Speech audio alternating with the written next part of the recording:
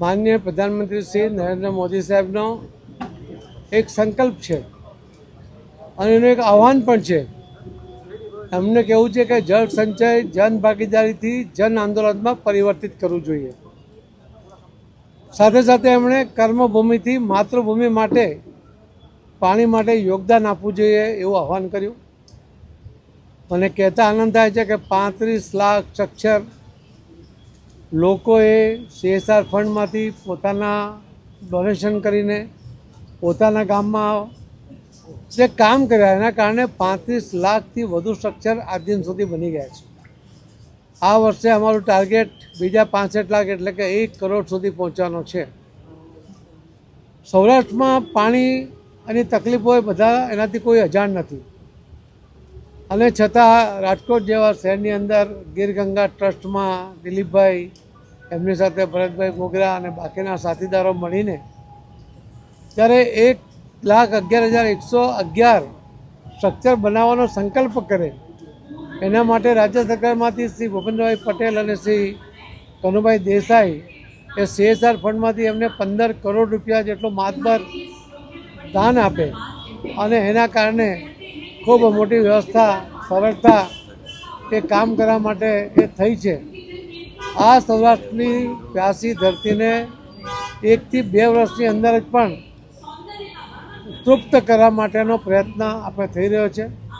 આખા દેશમાં જ્યાં પાણી વધારે છે ત્યાંથી જ્યાં પાણી ઓછું છે ત્યાં લઈ જવા માટેની યોજનાઓ, રિવર લિંકિંગ સહિત અનેક પ્રોજેક્ટો એ માનનીય પ્રધાનમંત્રી શ્રી નરેન્દ્ર મોદી સાહેબના નિર્દેશનમાં અમારા મંત્રાલયમાં પણ થઈ રહ્યા છે. અલગ અલગ લોકો પણ એમાં કરી રહ્યા છે. અંજારમાં 2 દિવસ પહેલાં રામજીભાઈ અંકરવાલાના જે ગ્રુપ છે એમના ફેમિલીએ ભૂખી નદી કચ્છમાં એના માટે 50 કરોડ રૂપિયા જેવું માતબર દાન આપ્યું છે. એટલે આવા અનેક દાનવીરો ગુજરાતમાં અને સૌરાષ્ટ્રમાં છે. એમની મદદથી આપણે આ તરસી ધરતીને તૃપ્ત કરવા માટેનો પ્રયત્ન કરવાનો છે. આવનારી પેઢીને આ પાણીની તકલીફ ન પડે એના માટે જળ સંચયથી આ એક વ્યવસ્થા ઊભી કરવાની છે. મને વિશ્વાસ છે કે રાજકોટવાસીઓ અને સૌરાષ્ટ્રવાસીઓ અને ગુજરાતના સૌ ભાઈ બહેનો જે રીતે કામ કરે છે એનાથી પ્રેરણા લઈને આખા દેશમાં પણ બાકીના લોકો પણ કામે લાગ્યા છે. ગુજરાતનો મોડેલ કાયમ જ હોય છે અને આમાં પણ જળ સંચય જનભાગીદારીમાં પણ ગુજરાતનું મોડેલ આખા દેશમાં ચાલી રહ્યું છે. ગુજરાત એમાં ક્યાંય પાછળ ન રહે, આપણે સૌથી આગળ રહીએ, આપણે લીડર છીએ એ વાત ધ્યાનમાં રાખીને સૌ સહકાર આપે અને આપ સૌના માધ્યમથી દરેકના ઘર સુધી, લોક સુધી આ જળ સંચયની જરૂરિયાત પહોંચે એ મારી આપ સૌને વિનંતી છે. જળ સંચયથી તમે સહજતાથી પાણી જમીનમાં ઉતારી શકો છો અને એટલું જ પાણી તમને જ્યારે જોઈએ ત્યારે પાછું પણ મળી જાય છે. જે જળ તમે સંચય કરો છો એના કારણે ગામના કૂવા, ખેતરના કૂવા, બોરિંગ એનું પણ લેવલ ઊંચું આવે છે અને પાણીની ક્વોલિટી પણ સુધી જતી હોય છે. અને એટલા જ માટે જળ સંચય અત્યંત મહત્ત્વનું છે અને એની ગંભીરતા આપ સૌ પત્રકાર મિત્રો પણ જાણો છો. એટલા જ માટે ગંભીરતાથી આ વાત લોકો સુધી પહોંચે એ મારી વિનંતી છે. આજે ડૉક્ટર કુમાર વિશ્વાસ એમના કાર્યક્રમ દ્વારા લોકોને જાગૃત કરવા માટેનો પ્રયત્ન રાજકોટમાં ગીરગંગાના ટ્રસ્ટી છે દિલીપભાઈ, ભરતભાઈ એમણે આયોજિત કર્યો છે.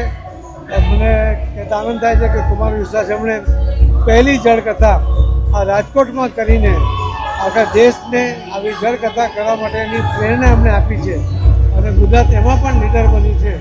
એટલા માટે સૌ રાજકોટવાસીઓને खूब खूब धन्यवाद आपको।